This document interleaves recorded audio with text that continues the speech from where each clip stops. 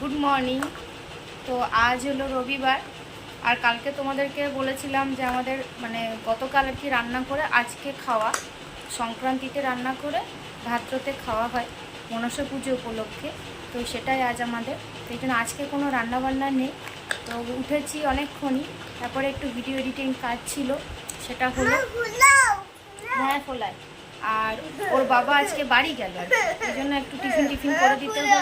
হ্যাঁ ফোলাচ্ছি। ওর বাবা বেরিয়ে গেছে, আর মেঘ ধরেছে প্রচণ্ড এখন। আচ্ছা ঠিক আছে ফোলাচ্ছি। রান্না না থাকলে কি হবে বলো, বাড়ির সমস্ত তো কাজ রয়েছে।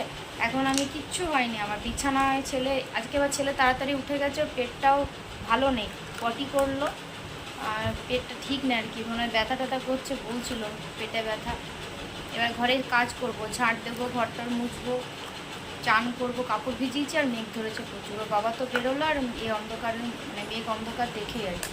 রেনকোট আছে ব্যাগে, তখন আবার দাঁড়িয়ে পরে নেবে। আজকে গেছে, কালকে যেহেতু রাখি ছুটি আছে আবার চলে আসবে কাল। 1 মাস আগে গেছিলো, অনেকদিন যাওয়া হয়নি আর কি। বাড়িতে তো আর কেউ নেই, মাঝে মধ্যে না গেলেও তো হবে না, পরিষ্কার তো করতে হয়, এই জন্য আর কি। আর ছেলে কাঁদছে, বদমাইশি করছে, ঘুম থেকে উঠে গেছে তাড়াতাড়ি।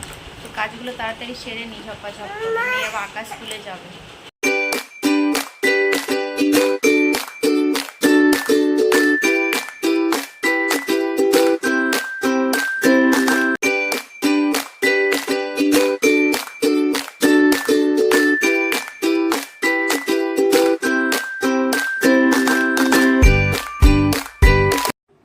এই যে আমি চান করে পুজো করে নিলাম, দেখো এখন বাজে 10টা 15। আমার চান হয়ে গেছে, কিন্তু কাপড় মেলতে যায়নি, মেলতে যাবো, ভাবলাম আগে পুজোটা করে নিই, খাবারগুলো ফ্রিজে ঢুকিয়ে দিই, তারপরে মেলতে যাবো।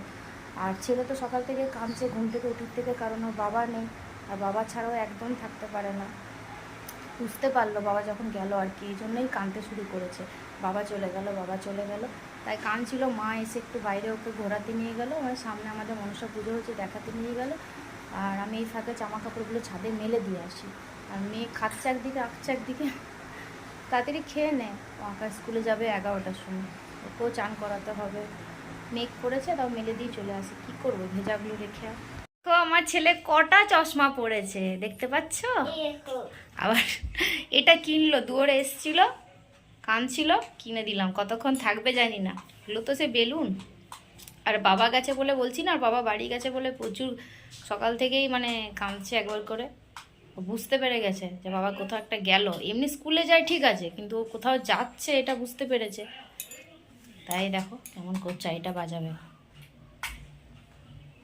মেয়ে চান করে রেডি হয়ে গেছে, 11টা বাজে, ও আঁকার স্কুলে যাচ্ছে।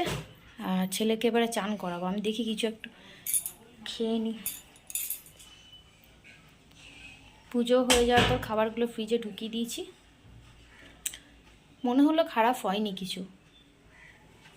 ওই অল্প পোস্ত, একটু তরকারি আর এই ভাজাভুজি ভাত রয়েছে, আমি একা তো খাবো।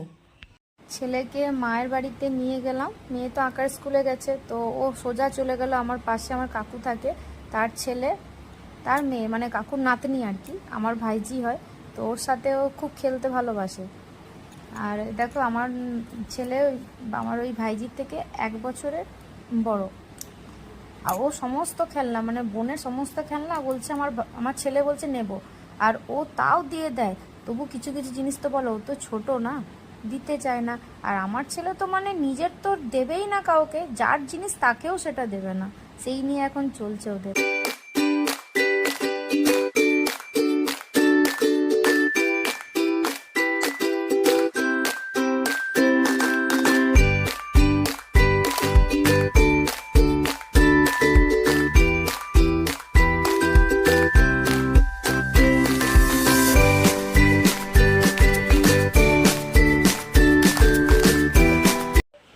দেখো এখন বাজে 5:30, মেয়ে নাচে স্কুলে গেল।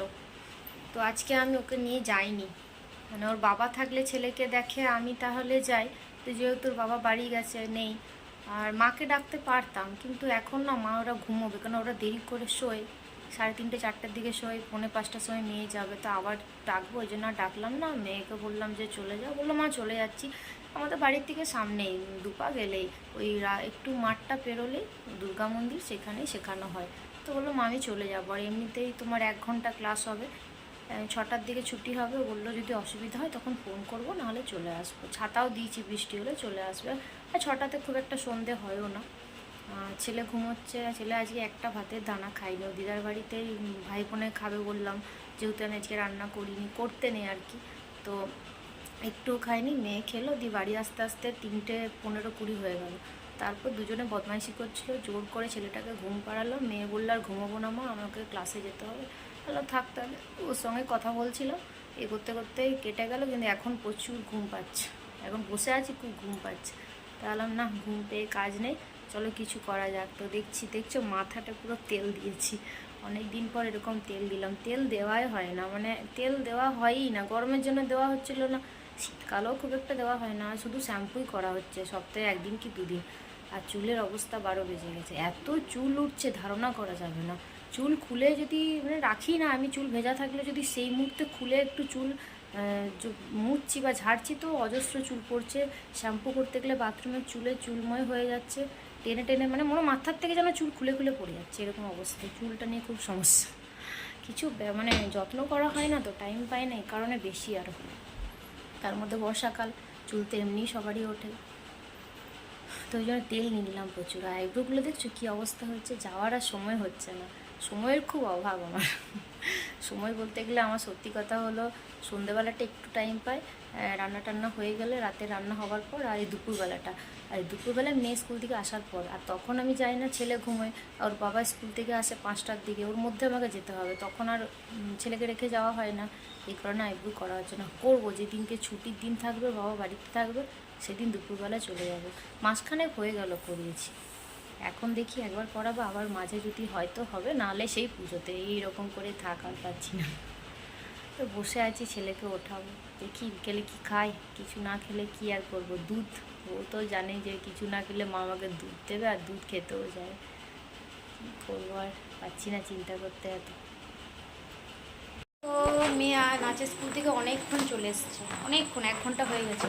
আর এই দেখো ছেলে কিছু খাইনি, কি খাবে, কি খাবে দুষ্টু, কি খাবে দুষ্টু, দুধু খাবো, দুধু খাবে, কি খাবে, দুধু, দুধু খাবে। তো ওর বাবা তো নেই, এই জন্য আমার বাবার সাথে আর কি একটু বাজারে যাবো, রাখি কিনতে, মেয়ের বায়না। তুমিও চলো মা, আমি দাদুর সাথে চলে যা বলছে না, তো যাই, রাখি পছন্দ করে কিনে দিই। এ দেখো বাজারে চলে এসেছি, আর এসে আমি রাখির দোকানে এলাম আগেই। তো চারিদিকে এত সুন্দর সুন্দর রাখি টাঙানো আছে দোকানে, যে মনে হচ্ছে কোনটা ছেড়ে কোনটা নিই, সবগুলোই নিয়ে নিই। যদিও আমি এবছর রাখি কিনবো না, কারণ আমি কাউকে রাখি পরাতে পারবো না। আমার বলা হয়নি তোমাদেরকে, আমার কাকু মারা গেছেন, তো ওই জন্য ভাইকে পরাতে পারবো না। আর যেহেতু ভাইকে পরাবো না, সেই জন্য অন্য কাউকে না আর ইচ্ছে করে না। হ্যাঁ, তো মেয়ে রাখি কিনে নিল, আর ফুলের দোকানে চলে এসেছি, কালকের জন্য একটু ফুল নিয়ে নিলাম। সকালে তোর বাবা যেহেতু নেই, তার জন্য নিয়ে নিলাম। আর রাখি মেয়ে কিনেছে, ঠিক আছে, 4টে কিনেছে। দেখো খাওয়া দাওয়া হয়ে গেছে, ছেলে মেয়েকে মা রুটি এনে দিয়েছিল, রুটি তরকারি মিষ্টি খেয়েছে, মেয়ে খেয়েছে, ছেলে শুকনো রুটি খেয়েছে। এই দেখো কত খেলনা খেতেছে, দেখেছো, খেলা করছে। আর মেয়ে শুয়ে পড়েছে, কারণ দুপুরে ঘুমোয়নি, আমি বললাম শুয়ে পড়, 11:30 বাজে। ওর বাবা কালকে আসবে। তো ভিডিওটা আমি এখানেই শেষ করছি আজকে, কেননা ঘুম পাচ্ছে প্রচণ্ড। আর একটু বসে খেলবেও, তারপর আমি ওকে নিয়ে চলে যাব খাটে, শুয়ে থাকবো, ভালো লাগছে না শরীরটা। ভিডিওটা এখানে শেষ করছি, সবাই সুস্থ থেকো, সাবধানে থেকো, টাটা, গুড নাইট, দেখা হচ্ছে আবারও নতুন একটি ভিডিওতে।